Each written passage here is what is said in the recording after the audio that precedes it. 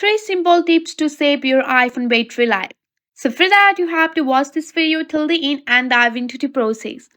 First of all, you have to navigate to your iPhone setting and here you have to just go for the battery performance here. After finding the battery performance on your iPhone, you have to just tap on that. And here you will find the battery health charging here and then you have to just go for the optimize battery charging option. You have to enable the optimize battery charging option.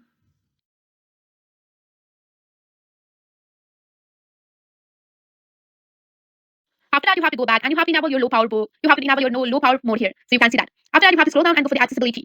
And once you are on your accessibility here, you have to just go for the mode.